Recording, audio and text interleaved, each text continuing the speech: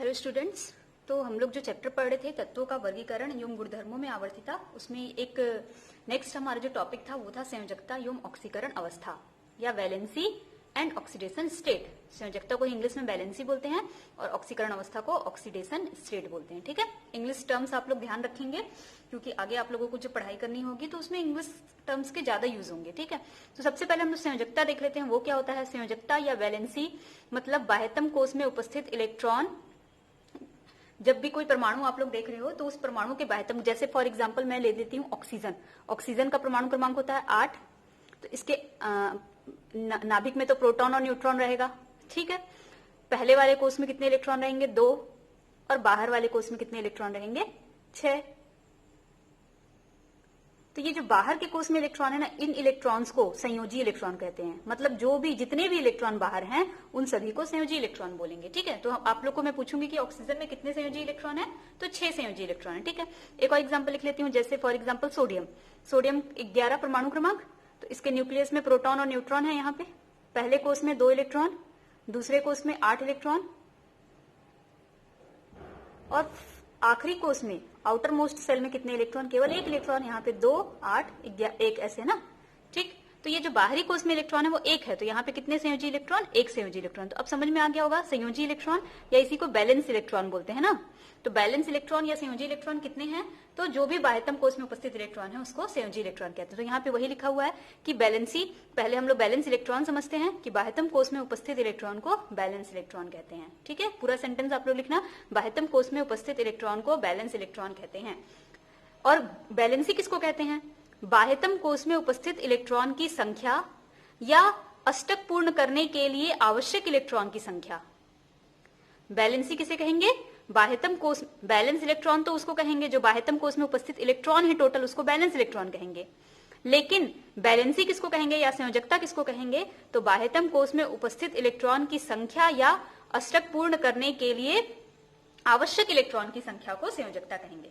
जैसे यहाँ पे देखो ऑक्सीजन के पास कितने बैलेंस इलेक्ट्रॉन है या कितने संयोजी इलेक्ट्रॉन है? तो 6, 1 2 3 4 5 6, क्योंकि बाह्यतम कोश में 6 इलेक्ट्रॉन है तो इसके पास बैलेंस इलेक्ट्रॉन या संयोजी इलेक्ट्रॉन 6 हो गए। लेकिन इसकी बैलेंसी कितनी है या इसकी संयोजकता कितनी है पूछूंगी तो क्या बोलोगे?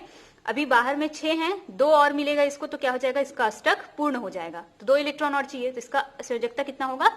2 इलेक्ट्रॉन बाहर आएगा तो इसकी संयोजकता, तो इसको मिलेगा तो इसका अष्टक पूर्ण हो जाएगा। तो इसकी संयोजकता कितनी होगी? 2। संयोजी इलेक्ट्रॉन कितने हैं? 6, लेकिन संयोजकता कितनी है? 2। तो क्लियर हुआ कि बाह्यतम कोश में उपस्थित इलेक्ट्रॉन संयोजी इलेक्ट्रॉन और अष्टक पूर्ण करने के लिए आवश्यक इलेक्ट्रॉन संयोजकता। अब देखो सोडियम का देखते हैं। बाह्यतम कोश में कितने इलेक्ट्रॉन है? 1। तो इसके संयोजी इलेक्ट्रॉन कितने हो गए? 1। ठीक है, अष्टक पूर्ण करने के लिए क्या करेगा? इस 1 इलेक्ट्रॉन को दान कर देगा।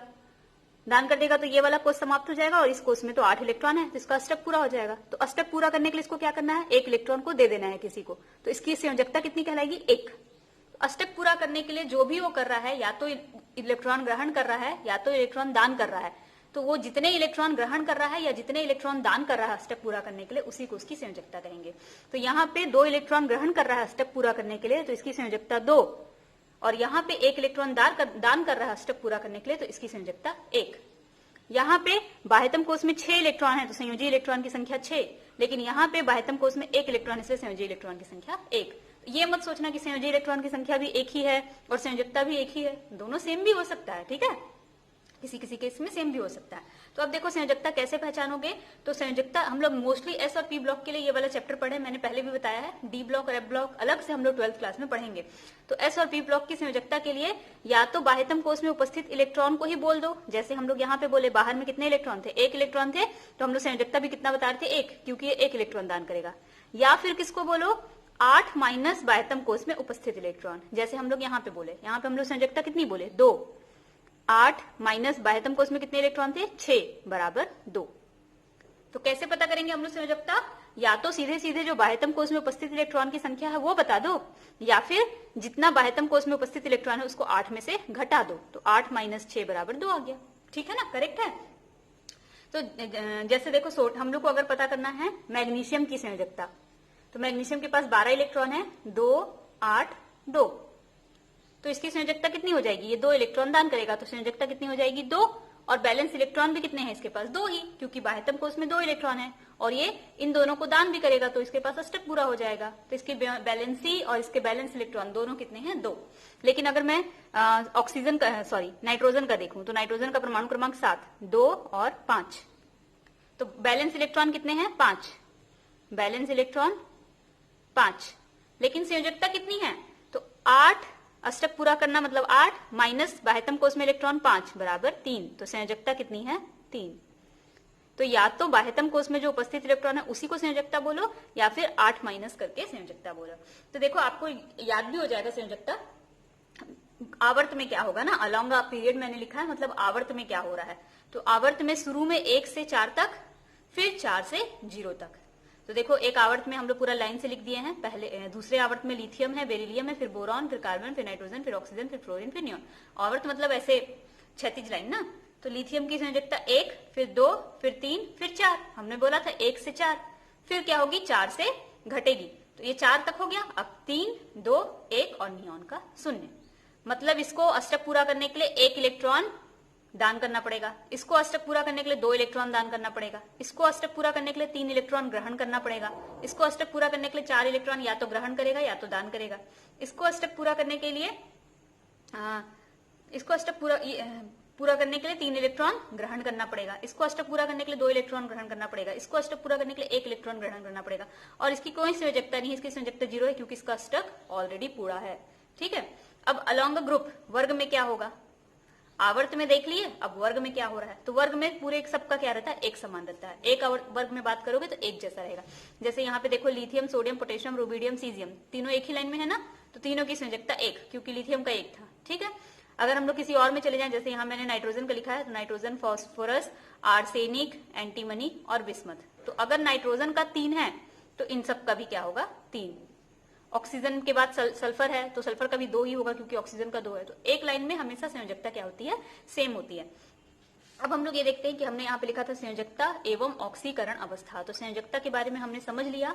अष्टक पूरा करने के लिए जितने इलेक्ट्रॉन की आवश्यकता है, या जितने इलेक्ट्रॉन वो दान करके अपनी अष्टक को पूरा करेगा, या जितने इलेक्ट्रॉन वो ग्रहण करके अपने अष्टक को पूरा करेगा, उसको हम लोग संयोजकता कहेंगे। अब जैसे मैं आपको बोल दूं कि ऐसे सपोज मैं आपको बोल देती हूँ कि ऑक्सीजन, फ्लोरीन की संयोजकता कितनी है, तो आपको फ्लोरीन की संयोजकता, आप इसका एटॉमिक नंबर लिखो 9, 2 और 7। 7 इलेक्ट्रॉन ऑलरेडी हैं, तो इसके बैलेंसी इलेक्ट्रॉन कितने हुए? 7, क्योंकि बाह्यतम कोष में 7 इलेक्ट्रॉन है। और अष्टक पूरा करने के लिए क्या करेगा? 1 इलेक्ट्रॉन ग्रहण करना चाहेगा, तो इसकी संयोजकता आप कितना बोलोगे? 1। हालांकि इसने अभी ग्रहण नहीं किया है कहीं से, लेकिन इसको ग्रहण तो 1 ही करना है ना कभी भी। तो जब भी इसको ग्रहण करना है, 1 ग्रहण करना है, तो इसकी संयोजकता कितनी हो जाएगी? 1। मतलब हम लोग फ्यूचर की बात भी कर रहे हैं, भले उसने अभी नहीं लिया है, अभी उसने अष्टक पूरा नहीं किया है, लेकिन वो करेगा उतने ही से अष्टक पूरा, इसलिए उसकी संयोजकता 1 है। तो संयोजकता की बात आप कभी भी कर सकते हो, चाहे परमाणु ने क्रिया किया हो चाहे नहीं किया हो। अगर हम लोग आवर्त सारणी में परमाणु को देखें तो जैसे आवर्त सारणी में लिखा हुआ हाइड्रोजन, लिथियम, सोडियम, पोटेशियम ऐसे लाइन से लिखा हुआ है ना, तो उन सबकी भी संयोजकता को आपको बताना है। हाँ, लिथियम 1 है, बेरिलियम 2 है, बोरॉन 3 है, जबकि उसने वहां क्रिया नहीं किया है, किसी से इलेक्ट्रॉन लिया नहीं है, नहीं तो किसी को इलेक्ट्रॉन दिया है, लेकिन फिर भी आपको संयोजकता बताना है। ठीक है। नेक्स्ट है ऑक्सीकरण संख्या क्या होता है? ऑक्सीडेशन स्टेट या ऑक्सीकरण संख्या। तो देखो ऑक्सीकरण संख्या किसे कहते हैं? किसी अणु में उसके परमाणु द्वारा दूसरे परमाणु की विद्युत ऋणात्मकता के आधार पर ग्रहण किए गए आवेशों की संख्या। अब को क्या कहेंगे? ऑक्सीकरण संख्या कहेंगे। ठीक है। अब आपको ध्यान रखना है कि ऑक्सीकरण संख्या या ऑक्सीडेशन स्टेट की बात हम लोग तभी करेंगे जब तत्व ने क्रिया कर लिया हो। जैसे मान लो मैंने लिख दिया हाइड्रोजन, तो हाइड्रोजन छोड़ो, मैं कुछ और एग्जांपल, जैसे मैं लिख देती हूँ ऑक्सीजन की संयोजकता कितनी है? तो आप अभी ऑक्सीजन मैंने अकेले लिखा है, तो आप इसकी संयोजकता बता दोगे 2। अभी हम लोग देखे थे ऑक्सीजन की संयोजकता 2 होती है। ठीक है। इसका परमाणु क्रमांक लिख के आप जान जाओगे। अब मैं बोलूंगी कि इसकी ऑक्सीकरण संख्या बताओ, ऑक्सीकरण संख्या, तो आप बोलोगे 0, कुछ ऑक्सीकरण संख्या नहीं। क्यों? क्योंकि इसने अभी क्रिया ही नहीं किया है ना। जब तक ये किसी से क्रिया ना कर ले, ऑक्सीकरण संख्या की बात नहीं कर सकते हम लोग सिर्फ संयोजकता की बात करेंगे। अब मैं लिख दूं H2O। अब क्या हो गया? ऑक्सीजन ने हाइड्रोजन से क्रिया कर लिया, तो अब ऑक्सीजन की संयोजकता अभी भी कितनी है? 2। क्योंकि ऑक्सीजन की संयोजकता तो हमेशा 2 ही रहती है ना। अब इसने लेकर के अपना अष्टक पूरा कर लिया, लेकिन कितने लेकर के अष्टक पूरा किया है, तो 2 ही लेकर के अष्टक पूरा किया, इसलिए इसकी संयोजकता अभी भी 2 ही है, ठीक है। लेकिन इसकी ऑक्सीकरण संख्या कितनी हो गई, तो चूंकि इसने हाइड्रोजन से 2 इलेक्ट्रॉन लिया है तो इस पे -2 आएगा। तो 2 इलेक्ट्रॉन लिया है तो इसकी ऑक्सीकरण संख्या हो जाएगी -2। हाइड्रोजन ने 2 इलेक्ट्रॉन दिया है तो यहाँ पे 2 हाइड्रोजन है, एक हाइड्रोजन ने 1 इलेक्ट्रॉन दिया है और दूसरे हाइड्रोजन ने 1 इलेक्ट्रॉन दिया है, तो इस पे 1 धन और इस पे 1 धन, तो हाइड्रोजन की ऑक्सीकरण संख्या कितनी हो जाएगी, +1। क्लियर है। तो संयोजकता की बात आप कभी भी कर सकते हो, लेकिन ऑक्सीकरण संख्या की बात आप तभी करोगे जब उसने किसी तत्व से क्रिया कर लिया हो। यहाँ पे देखो हाइड्रोजन की संयोजकता +1 और ऑक्सीजन की संयोजकता -2, ठीक। यहाँ सोडियम और क्लोरीन के बीच में क्लोरीन ने 1 इलेक्ट्रॉन लिया है और सोडियम ने 1 इलेक्ट्रॉन दिया है, तो इस पे +1 और इस पे -1, तो हम लोग क्या बोलेंगे, सोडियम की संयोजकता ऑक्सीकरण संख्या +1 और क्लोरीन की -1। जबकि संयोजकता क्या थी, सोडियम की भी 1 थी और क्लोरीन की भी 1 थी, संयोजकता 1 थी ना। संयोजकता में कोई चिन्ह नहीं लगाते हैं प्लस माइनस, पर ऑक्सीकरण संख्या में प्लस माइनस क्लियर करना होता है। यहाँ पे देखो मैग्नीज डाइऑक्साइड, तो ऑक्सीजन इससे 2 इलेक्ट्रॉन लिया होगा, ठीक। यहाँ पे 2 ऑक्सीजन है, एक ऑक्सीजन 2 इलेक्ट्रॉन लेगा तो 2 ऑक्सीजन 4 इलेक्ट्रॉन लेगा, तो मैग्नीज पे 4 धन आएगा और एक ऑक्सीजन पे कितना आएगा, -2, ठीक है। क्या किया है, मैग्नीज ने 4 इलेक्ट्रॉन दिया है, 4 इलेक्ट्रॉन में से 2 इलेक्ट्रॉन एक ऑक्सीजन लिया और 2 इलेक्ट्रॉन दूसरा ऑक्सीजन लिया, तो एक ऑक्सीजन के ऊपर कितना आया, -2, तो ऑक्सीजन की ऑक्सीकरण संख्या कितना बोलेंगे, -2 और मैग्नीज की +4, क्योंकि इसने एक साथ 4 इलेक्ट्रॉन दिया ना। यहाँ पे देखो एल्यूमिनियम ट्राइऑक्साइड में यहाँ पे क्या हुआ है, देखो एल्यूमिनियम 2 है, क्लियर है, और ऑक्सीजन कितना है, 3 है। एक ऑक्सीजन 2 इलेक्ट्रॉन लेता है ना, तो इस ऑक्सीजन कितने ऑक्सीजन है, 3 ऑक्सीजन है, 1 2 3, मैं 3 ऑक्सीजन लिख दी, ठीक है। तो एल्यूमिनियम ने 1 इलेक्ट्रॉन इसको दिया, 1 इलेक्ट्रॉन इसको दिया और 1 इलेक्ट्रॉन इसको दिया, एक ही एल्यूमिनियम ने तीनों को 1-1 इलेक्ट्रॉन दे दिया, ठीक। लेकिन ऑक्सीजन को 2 चाहिए ना, तो एक एल्यूमिनियम ने तो 3 इलेक्ट्रॉन दे दिया, तो इस पे आ गया +3, ठीक। अब इस एल्यूमिनियम ने तीनों को 1-1 इलेक्ट्रॉन दिया, तो इस पे फिर से कितना आ गया, +3, तो दोनों एल्यूमिनियम पे कितना चार्ज है, +3, तो हम लोग लिखेंगे एल्यूमिनियम का चार्ज कितना है, या एल्यूमिनियम की ऑक्सीकरण संख्या कितनी है, +3। और ऑक्सीजन 1 इलेक्ट्रॉन इस एल्यूमिनियम से लिया, 1 इलेक्ट्रॉन इस एल्यूमिनियम से, टोटल 2 इलेक्ट्रॉन, तो -2। यहाँ पे इससे और इससे -2, इससे और इससे -2, तो ऑक्सीजन पे कितना चार्ज आ रहा है, -2, ठीक है। 9th क्लास में आप लोगों ने पढ़ा भी है कैसे हम लोग संयोजकता निर्धारण करते हैं या ऑक्सीकरण संख्या निर्धारित करते हैं। तो ये था ऑक्सीकरण संख्या और ये था संयोजकता। संयोजकता के बारे में हमने पढ़ लिया कि आवर्त में क्या होता है और ग्रुप में क्या होता है। ऑक्सीकरण संख्या के बारे में ऐसे कुछ अलग से नहीं पढ़ना है। नेक्स्ट है धात्विक और अधात्विक गुण, मेटालिक और नॉन मेटालिक कैरेक्टर। तो धात्विक और अधात्विक गुण हम लोग यहाँ पे मैं लिख दे रही हूँ, धात्विक व अधात्विक गुण।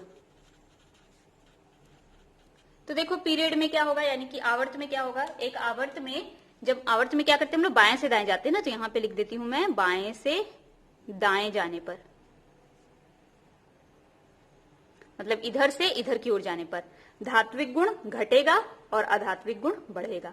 तो हम लोग देखो एक आवर्त का लिख दिए हैं, दूसरे आवर्त को lithium, beryllium, boron, carbon, nitrogen, oxygen, fluorine. तो जब इधर से इधर जाएंगे तो धात्विक गुण क्या होगा, कम होगा, मतलब इधर वाले ज्यादा धातु और इधर वाले कम धात्विक। अधात्विक गुण क्या होगा, बढ़ेगा, मतलब इधर वाले कम अधात्विक और इधर वाले ज्यादा अधात्विक। तो देखो हम लोग इधर से इधर जा रहे हैं, तो यहाँ पे मैंने लिख भी दिया है, लिथियम धातु है, बेरिलियम भी धातु है, बोरॉन थोड़ा थोड़ा धातु के जैसा, थोड़ा थोड़ा अधातु के जैसा गुण दर्शाता है, ठीक है। और कार्बन अधातु, नाइट्रोजन अधातु, ऑक्सीजन अधातु और फ्लोरीन सबसे अधिक अधात्विक है वो। तो देखो इधर से इधर जा रहे हैं तो धातु किसमें बदलते जा रहा है, अधातु में। इसका मतलब धात्विक गुण कम होते जा रहा है और अधात्विक गुण बढ़ते जा रहा है, ठीक। वर्ग में क्या होगा, ऊपर से नीचे आएंगे तो इन अ ग्रुप, वर्ग में ऊपर से नीचे आने पर ना, ऊपर से नीचे आने पर धात्विक गुण बढ़ेगा और अधात्विक गुण घटेगा। तो ऊपर से नीचे आएंगे, उल्टा है जस्ट, बाएं से दाएं जाने पर धात्विक गुण घटता था और अधात्विक बढ़ता था, पर ऊपर से नीचे आएंगे तो धात्विक बढ़ेगा, अधात्विक घटेगा। तो देखो एक लाइन है, oxygen, sulphur, selenium, tellurium, polonium को मैंने ले लिया है 16वें समूह को, ऑक्सीजन और सल्फर यहाँ पे अधातु है, सेलेनियम और टेरिलियम में थोड़ा थोड़ा अधातु और थोड़ा थोड़ा धातु का गुण भी रहता है, जबकि पोलोनियम पूरा पूरा क्या है, धातु है। तो ऊपर से नीचे आए तो क्या हुआ, धात्विक गुण बढ़ा और अधात्विक गुण क्या हुआ, कम हुआ, तभी तो नीचे वाला धातु हो गया है ना, अधात्विक गुण घटा। क्लियर है।